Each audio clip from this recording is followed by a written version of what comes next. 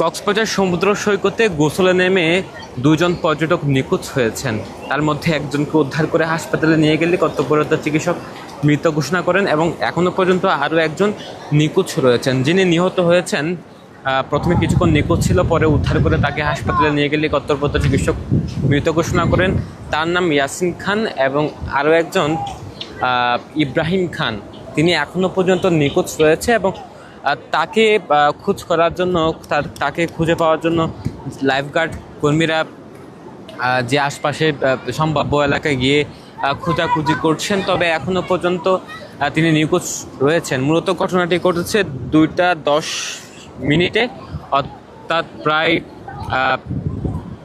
2 ঘন্টার কাছাকাছি সময় এখন হচ্ছে। এখনো পর্যন্ত নিখোঁজ রয়েছেন ইব্রাহিম খান। ইয়াসিন খান যিনি নিহত হয়েছেন তিনি এখন রয়েছে কক্সবাজার সদর হাসপাতাল মর্গে। আমরা যেটি জেনেছি মূলত 10 জনের একটি ঢাকা থেকে এসেছেন, তারা 10 জন এসেছেন, তারা সহকর্মী ছিলেন একটি অফিসে এবং 5 জন সৈকতে গোসল নামে। মূলত জল তরঙ্গ এবং সিকাল পয়েন্টের ঠিক সামনেই যে সমুদ্র সৈকত, ওই পয়েন্টে মূলত গোসলে নামে 5 জন। তার মধ্যে 3 জন কোনোভাবেই ভুলে ফিরতে পারে, অর্থাৎ ফিরে আসতে পারে। তার মধ্যে 2 জন তাৎক্ষণিক নিখোঁজ হয়। তার মধ্যে একজনকে উদ্ধার করা গেলেও এখনও একজনকে উদ্ধার করা যাচ্ছে না। এই সময়টি যেমনটি বলা হচ্ছে, লাইফগার্ড কর্মীরা যেমনটি বলছেন, এই সময়টি সাগর যেমন উত্তাল তেমনটি রিপ কারেন্ট সৃষ্টি হয়। একই সাথে গুপ্ত খালের দেখা মিলছে। সবচেয়ে বেশি ঝুঁকিপূর্ণ অবস্থান লাইফগার্ডের কর্মীরা যেমনটি বলছেন, ঝুঁকিপূর্ণ অবস্থান সিগাল এবং জলতরঙ্গের সামনে যে পয়েন্টটি রয়েছে ওঠাতে। মূলত এই জায়গাগুলোতে সবচেয়ে বেশি ঝুঁকিপূর্ণ এবং এইসব জায়গায় সবচেয়ে বেশি দুর্ঘটনার সম্মুখীন হয়।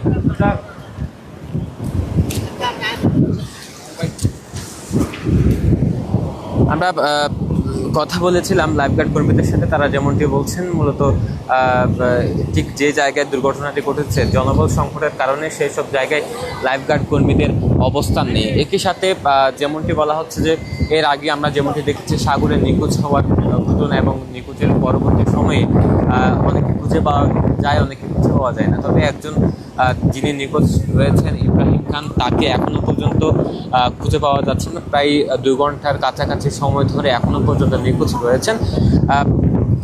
সামনে আরও যে পর্যটন মৌসুম যতই ঘনিয়ে আসছে ততই মানুষের বাড়তি চাপ বাড়ছে, পর্যটকের চাপ বাড়ছে এবং এই চাপ সামলাতে মূলত হিমশিম খাচ্ছে লাইফগার্ড কর্মীরা। একই সাথে যেসব পয়েন্টে আমরা যেমনটি দেখেছি বিগত সময়ে হিমছড়ি এবং অন্যান্য যে সময় এমন দুর্ঘটনা ঘটেছিল, প্রায় আমরা যেমনটি দেখছি নির্জন জায়গা এবং যেখানে লাইফগার্ড কর্মীদের অবস্থান নেই। একই সাথে এমন কিছু পতাকা টাঙিয়ে দেওয়া হয়, লাল পতাকা, যেগুলো সংকেত দেয় এই জায়গায় গোসলে নামা খুব বেশি ঝুঁকিপূর্ণ এবং এসব জায়গায় পতাকা টাঙিয়ে দেওয়া হয়। তবে সিগাল পয়েন্টের ঠিক সামনে যে সমুদ্র সৈকতটি রয়েছে ওটি অতি ঝুঁকিপূর্ণ। এর আগেও আমরা যেমনটি দেখেছি এই পয়েন্টগুলোতে পর্যটক নিখোঁজ বা স্থানীয়রা নিখোঁজ হয়ে গোসলে নামতে গিয়ে এমন ঘটনা পুনরাবৃত্তি আবারও হয়েছে। এখনও পর্যন্ত যা নিখোঁজের সঙ্গীদের আমরা খুঁজে পাইনি, তাদের সাথে কথা বলতে পারিনি। তবে লাইফগার্ডকে তারা যেমনটি বলেছেন যে 5 জন নেমেছিল সাগরে, তার মধ্যে 5 জনই বিপদের সম্মুখীন হয়। তা ওখানেই মূলত 5 জনই বিপদের সম্মুখীন হয়। সেখানে 3 জন ফিরে আসতে পারলেও 2 জন নিখোঁজ হয়ে পরবর্তীতে কিছুক্ষণ পর একজনকে ইয়াসিন নামে যিনি নিহত হয়েছেন তাকে উদ্ধার করে নিয়ে আসা হলেও একজন এখনও পর্যন্ত নিখোঁজ রয়েছেন। যিনি মারা গিয়েছেন ইয়াসিন খান এবং যিনি এখনও পর্যন্ত নিখোঁজ রয়েছেন ইব্রাহিম খান, তার 2 জনের বাড়ি ঢাকায় এবং তারা কক্সবাজারে এসেছিলেন ঘুরতে এবং তারা একটি অফিসের সহকর্মী ছিলেন সবাই এবং 10 জনই কক্সবাজারে এসেছেন, 5 জন নেমেছেন সৈকতে গোসলে নামতে। এই যে ঘটনাটি কিভাবে হয়েছে, কি এখনো আপনাদের তৎপরতা কি একটু বলবেন? আসলে ঘটনা হয়েছে নন লাইফগার্ড এরিয়াতে, যেখানে আমাদের আসলে লাইফগার্ড যে মূল লাইফগার্ড টহলরত এলাকা থাকে সেখানে না, এর দূরে জলতরঙ্গা এবং সিগাল পয়েন্টের মাঝামাঝি জায়গায় মূলত দুর্ঘটনাটি ঘটেছে। 5 জনের একটি গ্রুপ ঢাকা থেকে এসেছিল, তাদের মধ্যে সবাই পানিতে নেমেছিল এবং পানিতে নামার পরে সবাই বিপদে পড়েছিল। সেখান থেকে 3 জন নিজেরা কিনারায় চলে আসে, বাকি 2 জন গভীর পানিতে তলিয়ে যায়।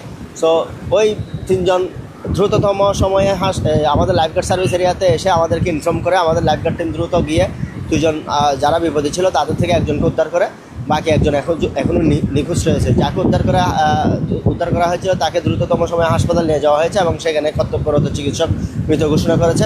তো আপনারা দেখতে পেয়েছেন কিছুক্ষণ আগে স্পিডবোট নিয়ে আমাদের লাইফগার্ড টিম এখানে সার্চ অপারেশন চালিয়েছে। আসলে এটা চলমান পানি, এখানে যে কোনো মিসিং বডি একটু সময় লাগে, কারণ এক জায়গায় থাকার সম্ভাবনা খুবই কম। সো আমরা বিকালের জোয়ারে এটার সম্ভাবনা আছে ওঠার। তো আমরা আমাদের টিম বিভিন্ন পয়েন্টে সার্চ অপারেশন চলমান রেখেছি। এর আগেও সিগাল পয়েন্টে এবং জলতরঙ্গের সামনে সবচেয়ে বেশি দুর্ঘটনার সম্মুখীন হয় মানুষজন, সেখানে লাইফগার্ড নেই কেন? আসলে সেখানে লাইফগার্ড সেখানে মূলত মানুষ কম নামে, আর সেখানে বড় বড় গর্ত হয়। গত লাস্ট 3-4 বছর যাবৎ যে বিচে যে গর্তগুলো হয়েছে, ওই গর্তগুলো বেশিরভাগ সিগালের পয়েন্টের সামনে। তো আমরা সেখানে লাইফগার্ড যদি থাকে তাহলে মানুষ আরও বেশি গোসল করতে নামবে, যার কারণে আমরা সবসময় লাল পতাকা দিয়ে রাখি। আর মূল যে লাইফগার্ড সার্ভিসটা আমরা দিয়ে রাখি সেগুলো হচ্ছে এন্ট্রি পয়েন্টে, যেখান থেকে একসাথে লক্ষ লক্ষ মানুষ পানিতে নামে। যেখানে লাইফগার্ড না থাকলে আরও বেশি মৃত্যুর সংখ্যা বাড়তো। সো যে জায়গায় আমরা লাল পতাকা দিয়ে রাখি ওখানে আমরা অবজারভেশনে রাখি, কিন্তু পর্যটকরা অনেক সময় অতি উৎসাহের কারণে ওই সমস্ত পয়েন্টে যায়, যেটা প্রশাসনিকভাবে বিভিন্ন স্যানেজের মাধ্যমে বিপজ্জনক এলাকা লিখিত পতাকা দিয়ে রাখে। তারপরেও অনাকাঙ্ক্ষিত দুর্ঘটনাগুলো ঘটে। আসলে ওই পয়েন্টটাই লাইফগার্ড সেবা দেওয়ার মতো পয়েন্ট না। ওই পয়েন্টটা সবসময় গর্ত থাকে, বড় বড় রিপ কারেন্ট থাকে, যেখানে আসলে লাইফগার্ড যদি সার্ভিস দেওয়া থাকে তাহলে আরও বেশি মানুষ পানিতে নামবে এবং আরও বেশি মানুষ বিপদে পড়ে দুর্ঘটনা ঘটার সম্ভাবনা থাকবে। এখন সাগরের কী অবস্থা? সাগর এখনও আপনারা জানেন যে বর্ষার যে বিশাল সাইক্লোন ওয়েদার ছিল সেটা এখনও চলমান রয়েছে। জাস্ট কয়েকদিন আগেই বৃষ্টিটা একটু কমেছে, কিন্তু বৃষ্টি কমলেও যে বাতাস এবং বড় বড় স্রোত, বড় বড় ঢেউ ছিল, এগুলোর কারণে যে বড় বড় গর্তগুলো হয়েছিল সেগুলো এখনও পর্যন্ত অ্যাক্টিভ। সো সবগুলো গর্ত এখনও পর্যন্ত অ্যাক্টিভ, যার কারণে যে কোনো পর্যটকদের জন্য পানিতে নামাটা খুবই রিস্কি। আপনারা দেখতে পাবেন আমাদের লাইফগার্ড সার্ভিস এরিয়াতে এবং এরিয়ার বাইরেও আমরা অনেকগুলো লাল পতাকা দিয়ে রেখেছি এবং প্রত্যেকটা লাল পতাকায় বিপদ চিহ্নিত এলাকা লেখা রয়েছে। তারপরেও আসলে আমাদের যারা আগত পর্যটকরা তারা কক্সবাজার বেড়াতে এসে অতি উৎসাহের কারণে বিভিন্ন পয়েন্টে নেমে যায়, যেগুলো অনেক সময় লাইফগার্ড নজরদারি এলাকায় থাকে না। তো যার কারণে দুর্ঘটনাগুলো ঘটে।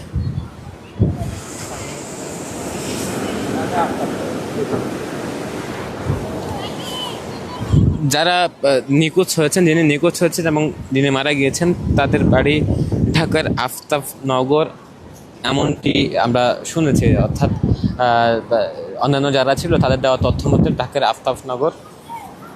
এখনও সাগরের অবস্থা যদি বলি, এই মৌসুমগুলোতে সাগর প্রায় সময় উত্তাল থাকে। একই সাথে গুপ্তকালের দেখা মিলে এখন দৃশ্যমান সাগরের বিভিন্ন পয়েন্টে গুপ্তকালের দেখা দৃশ্যমান, এবং এই সময়গুলো মূলত সাগরে গোসলে নামা ঝুঁকিপূর্ণ। এবং লাইফগার্ড কর্মীরা যেমনটি বলছেন, তারা কিছু কিছু অংশে অর্থাৎ সৈকতের সুগন্ধা, লাবণী এবং কলাতলি পয়েন্টে তাদের অবস্থান থাকে। তবে সিগাল পয়েন্ট সেসব জায়গায় তারা লাইফগার্ড কর্মীদের তেমন উপস্থিতি নেই, এবং অন্যান্য যে নির্জন জায়গাগুলো রয়েছে সেসব জায়গায় জনবল সংকটের কারণে উপস্থিতি নেই। এবং সবশেষে আবারও একই ঘটনার পুনরাবৃত্তি, দুজন নিখোঁজ হয়েছিল, সেখানে একজন উদ্ধার করেছে, তাকে হাসপাতালে নিয়ে গেলে কর্তব্যরত চিকিৎসক মৃত ঘোষণা করেন। এবং আরেকজন ইব্রাহিম খান, তিনি এখনও পর্যন্ত নিখোঁজ রয়েছেন। দুজনের বাড়ি ঢাকার আফতাবনগর বলে আমরা জেনেছি। এ ছিল এখানকার সর্বশেষ।